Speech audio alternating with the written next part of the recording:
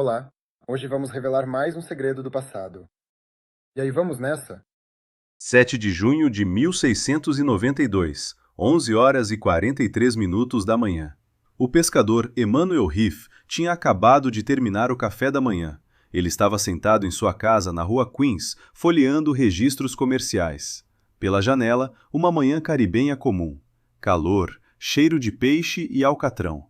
O ranger das cordas dos navios no porto. 200 tabernas tinham aberto uma hora antes. Então, a terra ganhou vida. Heath sentiu o chão balançar. Depois de novo. Depois, tudo. A casa começou a afundar para baixo, como um navio indo ao fundo, só que em vez de água, havia areia ao redor. Areia viva, líquida, engolindo tudo. Em questão de segundos, a casa de 3 andares desceu até o segundo. Heath conseguiu pular pela janela. Os que não conseguiram ficaram lá para sempre. Nos 3 minutos seguintes, 2/3 de Port Royal foram para o fundo da Baía de Kingston, a cidade chamada de Capital do Pecado, a cidade que os piratas construíram por 30 anos. A cidade onde a prata corria como água e as leis não existiam para ninguém. A mais rica, a mais perigosa, a mais depravada cidade da história do Mar do Caribe. Desapareceu em 3 minutos. Mas para entender por que essa cidade existia, é preciso voltar atrás, para 1655, para o momento em que tudo começou. A Jamaica, em 1655, era uma colônia espanhola. Pequena, não particularmente rica, com alguns milhares de habitantes, plantações de cana-de-açúcar e um forte espanhol à beira da costa. Os espanhóis a mantinham mais por princípio do que por necessidade prática. A frota britânica, sob o comando do almirante Penn e do general Venables, chegou atrás de Cuba. Cuba era o alvo da expedição sancionada por Oliver Cromwell. Mas Cuba estava bem demais defendida. Após uma derrota humilhante, os comandantes decidiram tomar pelo menos alguma coisa e escolheram a Jamaica. Os espanhóis fugiram. Parte libertou seus escravos e subiu para as montanhas. Parte evacuou para Cuba. Os britânicos ficaram com um prêmio que não planejavam tomar e não sabiam o que fazer com ele. A estreita faixa de areia que avançava pela Baía de Kingston, o lugar que mais tarde se tornaria Port Royal, no início era apenas um posto militar. Algumas barracas, um cais, uma taberna para os soldados. Um ponto estrategicamente conveniente com vista para a baía. Ninguém imaginava que 20 anos depois, aqui estaria a cidade comercial mais rica do hemisfério ocidental. Para entender a economia de Port Royal, é impossível sem entender um fato simples. A Espanha controlava toda a prata do mundo. Potosí na Bolívia, Zacatecas no México, montanhas de prata fundida do minério pelo trabalho forçado indígena e enviada para a Espanha em enormes frotas. Milhares de toneladas de prata por ano. Essa prata financiava as guerras espanholas na Europa, as igrejas espanholas, os reis espanhóis. Os britânicos na Jamaica olhavam para essas frotas e viam um problema: como obter parte dessa riqueza?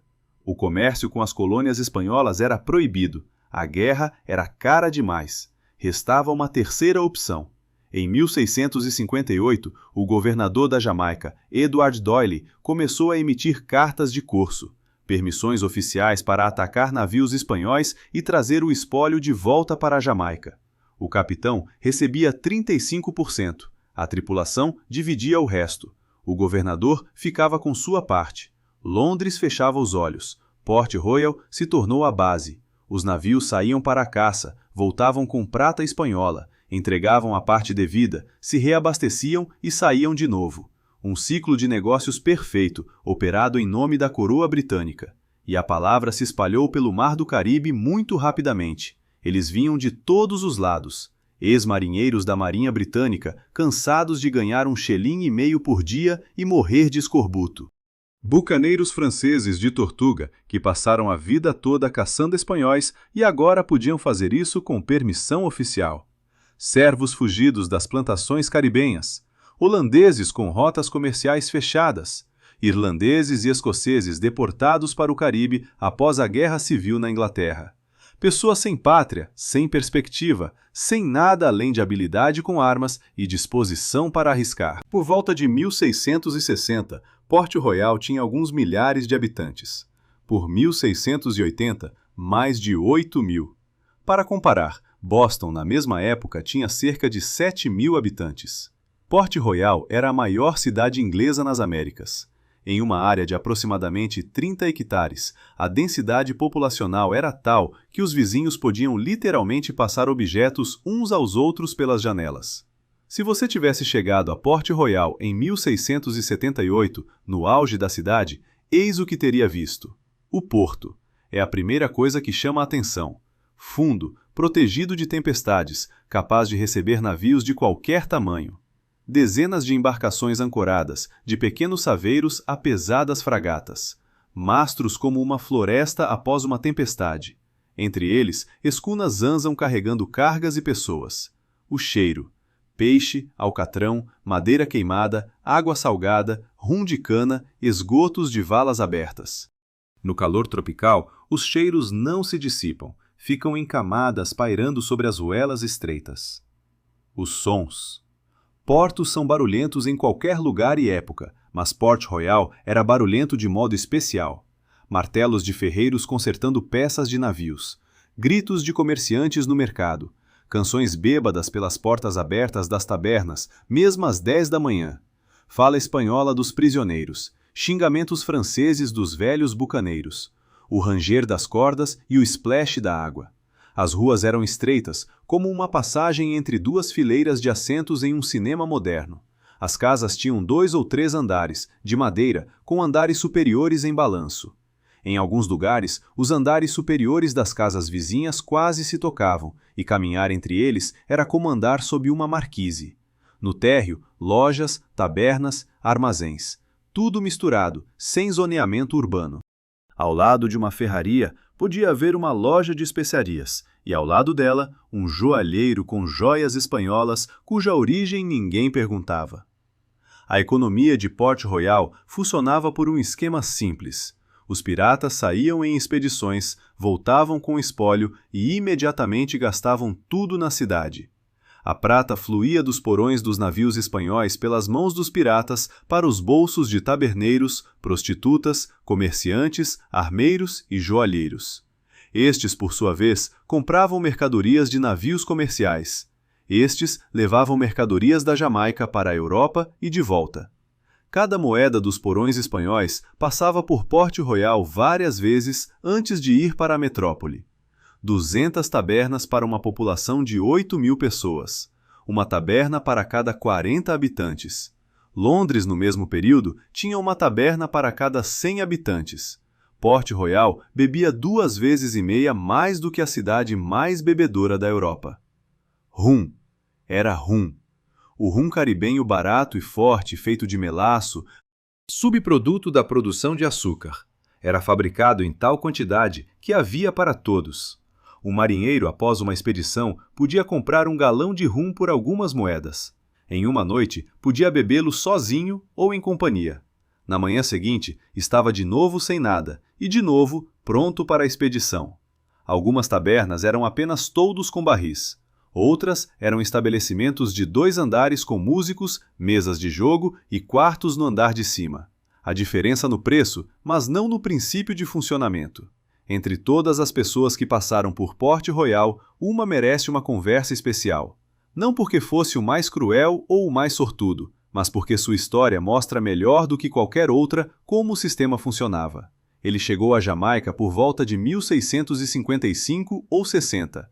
A data exata é desconhecida. Desconhece-se também como exatamente chegou à ilha. Por volta de 1665, já tinha seu próprio navio e uma carta de corso. Por 1668, comandava uma flotilha de 11 navios e 600 homens. O ataque a Portobello em 1668 foi a primeira de suas grandes operações. Portobello era o principal porto pelo qual a prata do Peru era transladada antes de ser enviada para a Espanha. 3 fortalezas, centenas de soldados. Ele tomou a cidade com 600 homens, perdendo, segundo diferentes estimativas, menos de 100. O espólio, 250.000 moedas de prata, mais mercadorias. Ele voltou a Port Royal rico. Mas a operação mais ousada foi o ataque ao Panamá em 1671. Ele liderou 1.200 homens pelo Istmo do Panamá a pé, 8 dias pela selva, sem provisões adequadas, sob ataques constantes dos espanhóis. Quando finalmente chegaram ao Panamá pelo lado do Pacífico, os espanhóis tinham queimado a cidade para não entregar a riqueza. Ele queimou o que restou e tomou o que encontrou nas cinzas. A Espanha exigiu sua prisão. Londres o prendeu formalmente, o trouxe para a Inglaterra e o condecorou com o título de cavaleiro. Depois, o nomeou vice-governador da Jamaica. Ele voltou a Port Royal, só que agora como chefe daqueles que antes mandava em expedições. Mas mesmo no auge de Port Royal, era evidente que a cidade estava construída sobre uma fundação que não resistiria. Literalmente. A faixa de areia onde Port Royal se erguia é solo aluvial. Solto, saturado de água. Perfeito para o fenômeno que os geólogos chamam de liquefação, quando por causa de um tremor, a areia saturada de água se comporta como líquido, perdendo a capacidade de sustentar o peso das construções na superfície. Isso era sabido? Provavelmente sentiam. Pequenos terremotos na Jamaica aconteciam regularmente, mas o solo sob a cidade estava cheio de prata, oportunidades e rum. Quem pensa no solo quando pode pensar no lucro? 7 de junho de 1692 foi um dia comum. Então, às 11h43, aconteceu o que aconteceu. O primeiro tremor foi forte, mas curto. As pessoas pararam, olharam umas para as outras. No Mar do Caribe, há terremotos. O segundo tremor foi mais forte. O terceiro foi a catástrofe. O solo sob a parte norte da cidade se liquefez. As casas começaram a afundar lentamente, algumas verticalmente, mantendo a forma, mas descendo como elevadores. Outras tombavam de lado enquanto a areia engolia os alicerces. As ruas rachadavam e se abriam. Nas rachaduras sumiam pessoas, animais, carroças. Então veio a água. A baía recuou como sempre acontece antes de um tsunami. O fundo foi exposto. Os marinheiros nos navios olhavam para isso sem entender. Então a água voltou. Uma onda alta e rápida varreu o que ainda restava na costa. Uma testemunha chamada John Steppe, que sobreviveu e deixou registros detalhados, descreveu como viu a terra se abrir e engolir pessoas. Não caindo em buracos, mas lentamente, de forma macabra, afundando na areia. Alguns afundavam até os ombros e ficavam assim, vivos, gritando, até a onda chegar. Em 3 minutos, morreram cerca de 2.000 pessoas. Mais 3.000 morreram de doenças nas semanas seguintes. 1/3 da cidade não existia mais, estava sob a água da baía a uma profundidade de 1,5 m a 12 metros. Havia na cidade naquela época um homem chamado John Taylor. Ele escreveu um diário detalhado sobre Port Royal nos anos 80 do século XVII. Seus registros são uma das principais fontes sobre a vida na cidade. Taylor descreve Port Royal sem romantismo. Rica e suja ao mesmo tempo. Um lugar onde fortunas se faziam em uma expedição e se perdiam em uma noite. Onde um joalheiro morava ao lado de um bordel e o alfandegário recebia suborno daqueles que deveria fiscalizar. Os piratas, em sua descrição, não são vilões nem heróis românticos. Apenas pessoas de uma determinada profissão, com suas próprias regras, sua honra e desonra, suas festas e doenças. A maioria era jovem. A idade média em um navio pirata era de cerca de 27 anos. Muitos iam para o mar ainda adolescentes. Aos 35, já eram considerados veteranos. A duração média da carreira era de cerca de 2 anos. Depois, morte em combate, doença, execução. A maioria morria pobre. Os que sobreviviam geralmente bebiam tudo antes de sair. O que mais matava os piratas não era a espada espanhola, era a doença. Para cada pirata morto em combate, havia 4 mortos por febre amarela, malária e disenteria. E a bordo, o rum era mais confiável do que a água. Depois de algumas semanas no barril, a água ficava verde e cheirosa. O álcool pelo menos matava as bactérias. Não era vício, era sobrevivência. Port Royal tinha um detalhe que os livros de história costumam omitir: um dos maiores mercados de escravos do Caribe. Escravos capturados de navios negreiros espanhóis eram vendidos aqui, ao lado de especiarias e tecidos. A democracia dos piratas, com suas votações e articulações, coexistia perfeitamente com o comércio de seres humanos. Alguns capitães libertavam escravos dos navios que atacavam e os integravam na tripulação como membros iguais. Outros os vendiam no mercado. Dependia do capitão, do momento, da conveniência. Essa contradição nunca foi resolvida. Simplesmente existia. A figura de Henry Morgan tem um final que poucos conhecem. Ele não morreu em batalha, não foi executado, não fugiu para uma ilha remota. Morreu em Port Royal em 1688, 4 anos antes do terremoto, como vice-governador da Jamaica. Morreu de complicações do alcoolismo. Décadas de rum caribenho haviam feito o que as espadas espanholas não conseguiram. Ele foi enterrado com honras de governador no cemitério de Port Royal. O terremoto destruiu seu túmulo junto com o resto da cidade. Os restos mortais de Henry Morgan estão em algum lugar no fundo da Baía de Kingston, a poucos metros dos restos da cidade que ele ajudou a construir.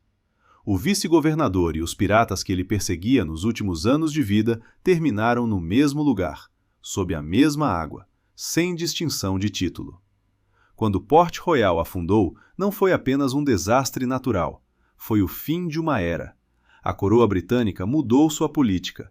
As cartas de corso pararam de ser emitidas. O comércio com a Espanha se tornou mais importante que o saque. Os que continuavam saqueando sem cartas tornavam-se piratas fora da lei. Os que antes eram recompensados agora eram enforcados. Kingston, no continente, se tornou o novo centro. Mas aquela Port Royal, com suas 200 tabernas e a prata fluindo dos galeões espanhóis, nunca mais existiu. Sob as águas da Baía de Kingston, ela ainda está lá. Em 1965, uma expedição encontrou no fundo da baía um relógio de bolso de bronze. O relógio tinha parado exatamente às 11h43, a hora do terremoto. Um objeto que congelou no exato momento em que uma cidade desapareceu. Nas décadas seguintes, mergulhadores encontraram mais. Uma coleção completa de instrumentos cirúrgicos ainda na caixa de couro do médico. Garrafas de rum inglês com lacre intacto. Moedas de prata espanholas. Peças de xadrez de marfim. Uma bala de canhão ainda dentro do canhão que a disparou. É o único lugar do mundo onde uma cidade inteira foi congelada em um único momento de destruição e permaneceu intacta debaixo d'água. Comparável a Pompeia, mas inacessível, protegida pela profundidade e pela falta de visibilidade, e por isso mesmo preservada. A cidade que se destruiu por sua própria fundação se conservou exatamente porque afundou. Port Royal foi chamada de a cidade mais pecaminosa da Terra. Os padres viram no terremoto a punição divina. Talvez estivessem certos, mas o que é certo? A cidade existia porque era necessária ao sistema. Enquanto o sistema funcionou, Port Royal prosperou. Quando o sistema mudou, a cidade se tornou desnecessária. O terremoto apenas acelerou o que teria acontecido de qualquer forma. Os piratas não construíam cidades para sempre. Eles as construíam enquanto havia prata, e quando a prata acabava, só restava o fundo do mar.